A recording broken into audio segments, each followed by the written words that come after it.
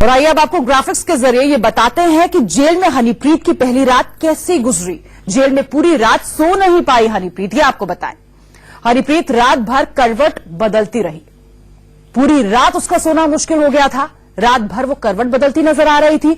मच्छरों ने उसे बहुत सताया, बहुत परेशान किया। आपको बता दें कि हनीप्रीत को सेल नंबर 11 में रखा गया था। सेल नंबर 11 में सुरक्षा के भी पुख्ता इंतजाम थे। कड़ी सुरक्षा रहती है इस सेल में।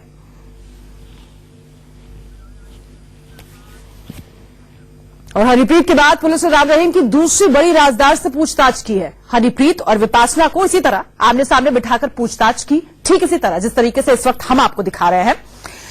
दाहिनी तरफ हनीप्रीत है और मेरी बाईं ओर आप देख सकते हैं विपासना है। इन दोनों से ही पुलिस ने 40 ऐसे सवाल दागे जिन्होंने राम रहीम की जुड़वा 2 यानी हनीप्रीत और विपासना इंसा को हिलाकर रख दिया। क्या थे ये सवाल और किस तरीके से इस सवाल को कभी डक करती हुई नजर आई तो कभी ऐसे ही सवालों पर इमोशनल कार्ड खेलती नजर आई ये दोनों। जरा ये भी जान लीजिए विस्तार से इस रिपोर्ट में। हनीप्रीत को न्यायिक हिरासत में भेजे जाने से ठीक पहले की तस्वीर है।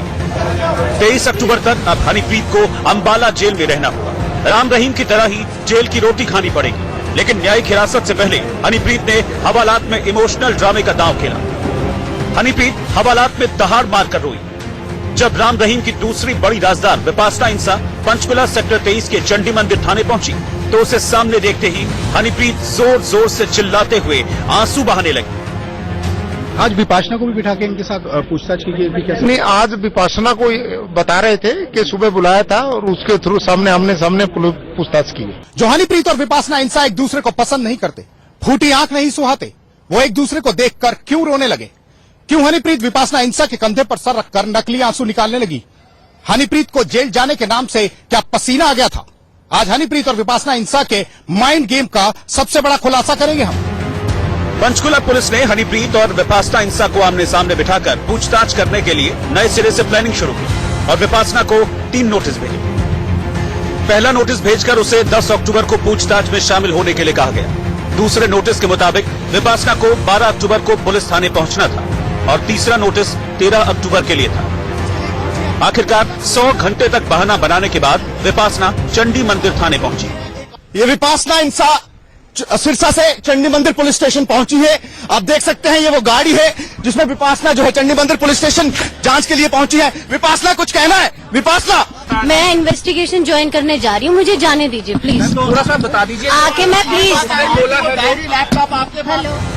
विपासना के अलावा डेरा की ही वाइस चेयरपर्सन शोभा इंसा भी पुलिस थाने पहुंची और इसके बाद शुरू हुई तीनों को आमने सामने बिठाकर पूछताछ। सूत्रों की माने तो पुलिस ने 40 सवालों की लिस्ट बनाई जो राम रहीम, हनीप्रीत और डेरा की साजिशों से जुड़े हैं। पुलिस ने कौन कौन से सवाल हनीप्रीत के सामने ही विपासना से पूछे वो समझिए। रोहतक सुनारिया जेल जाने के बाद हनीप्रीत सिरसा डेरे गई थी या नहीं? फरार होने के दौरान हनीप्रीत के साथ कौन कौन लोग थे? क्या राम रहीम के जेल जाने के बाद आपकी मुलाकात हनीप्रीत से हुई थी? डेरे से हनीप्रीत क्या क्या सामान लेकर निकली? क्या उसके पास कोई दस्तावेज भी थे? जब हनीप्रीत फरार थी तो क्या आपसे कभी बात हुई थी? 25-26 अगस्त की रात को डेरे में हनीप्रीत की एंट्री कहां से हुई थी और वो कहां से बाहर गई? क्या हनीप्रीत गुरसन मोडिया गई थी और क्या आपको बताया गया था? सूत्रों से मिली जानकारी के मुताबिक विपासना इंसा ने पंचकुला एसआईटी को गोलमोल जवाब दिए। न तो हनीप्रीत से जुड़े सवालों का उसने ठोस जवाब दिया और न ही हिंसा की साजिश का खुलासा किया। विपासना से पुलिस की पूछताछ में शामिल सवाल कुछ इस तरह थे। डेरे में 17 अगस्त को एक मीटिंग हुई थी, इसमें कितनी सच्चाई है? जो मीटिंग डेरे में हुई, क्या आप उस मीटिंग में थी? अगर नहीं तो कहां थी? क्या आपकी आदित्य और पवन इंसा से कभी बात हुई है? पंचकुला हिंसा से आपका कोई लेना देना है? सुबह 11 बजे से शुरू हुई पुलिस की पूछताछ हनीप्रीत के कोर्ट में पेश होने तक चलती रही। करीब 4.5 घंटे तक चली इस पूछताछ में पुलिस को कोई भी संतुष्ट जवाब नहीं दे पाई विपासना। इसीलिए उसे अलग बिठाकर क्रॉस सवाल किए गए ताकि सच और झूठ का पता लग सके। लेकिन विपासना तो मानो झूठ की प्रैक्टिस करके आई।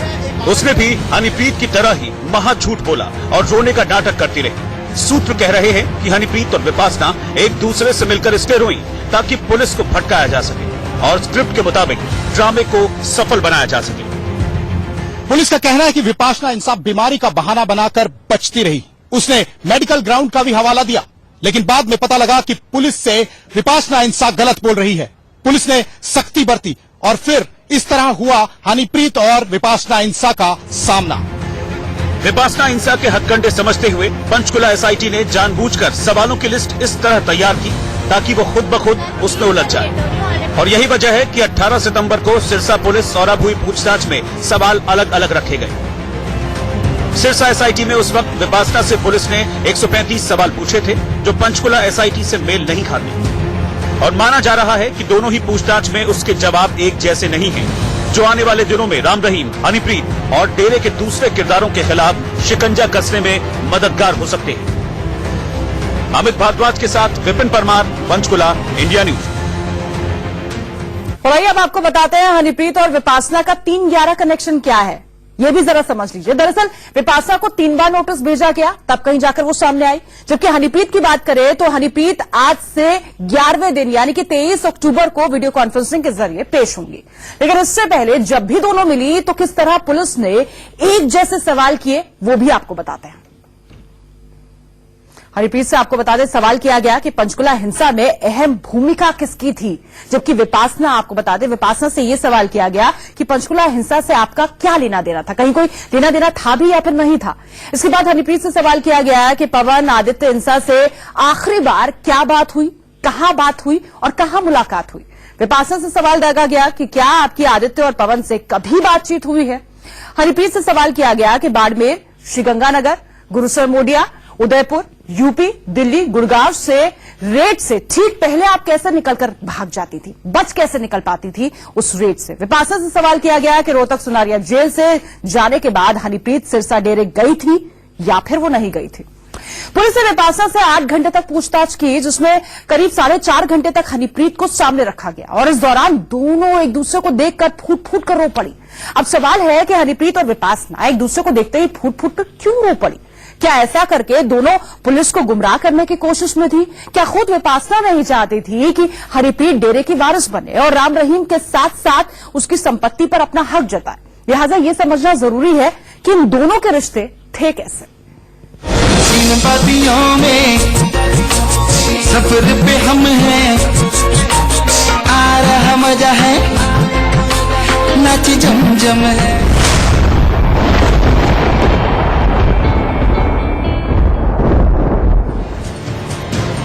क्या हनीप्रीत और विपासना एक दूसरे को नापसंद करती हैं? और क्या दोनों के बीच 36 का आंकड़ा है? ये सवाल आज राम रहीम के जेल के अंदर जाने के बाद उठ रहा है, लेकिन माना जा रहा है कि डेरा के अंदर पहले से ही इसकी कानों कान चर्चा होती थी। राम रहीम ने विपासना को डेरा की जिम्मेदारी सौंप रखी थी, जबकि हनीप्रीत को हरदम अपने साथ रखता था। डेरे का बिजनेस विपासना इंसा देखती थी, जबकि हनीप्रीत राम रहीम तक लड़कियां पहुंचाती थी। स्कूल, कॉलेज और ट्रस्ट और उसके फंड की निगरानी भी विपासना ही करती थी। डेरे को समर्पित करने के बाद में जो वहीं पे ही एक जो गुरमीत राम रहीम के बेटे और बेटियों द्वारा एक बिजनेस चलाया जा रहा था, उसी का एक हिस्सा था बिजनेस, जो कि कपड़े सीने और ब्यूटिशियन का काम और इन तरीके का जो भी बिजनेस था, उसको सबसे पहले इसने स्टार्ट किया था। यह करनाल का वही DAV गर्ल्स स्कूल है जहां कभी विपासना पढ़ा करती थी, लेकिन यहां से पढ़ाई पूरी करने के बाद उसने डेरा में एंट्री कर ली। विपासना ने डेरा इंस्टीट्यूट में ही आगे की पढ़ाई की, फिर हनीप्रीत के साथ ब्यूटी पार्लर का संचालन करने लगी। बाबा के काफी करीब हो चुकी थी और बाबा इस पे काफी भरोसा करते थे और चाहते थे भी ये मेरा जहाँ जो काम है ये इसको काफी काम दिया। पहले इनका ब्यूटी पार्लर था और ये हनीप्रीत और दोनों ये मिलकर चलाती थी और दोनों की भागीदारी थी और बराबर का ही थी। ऐसे नहीं कह सकते भी हनीप्रीत इससे ज्यादा थी और वासना भी बिल्कुल बराबर। बाबा इतना ही उसका करते थे उतना ही इसका करते थे। वो चेयरपर्सन के नाते जो डेरा मुखी हैं वो भी इनको कई बार नोट करवाते थे और सारा जो प्रशासन के साथ और जो भी बातचीत होती थी और शहरियों के साथ भी अगर कभी कोई बातचीत हुई है तो विपासना ही मुख्य रूप से वार्ताकार होती थी।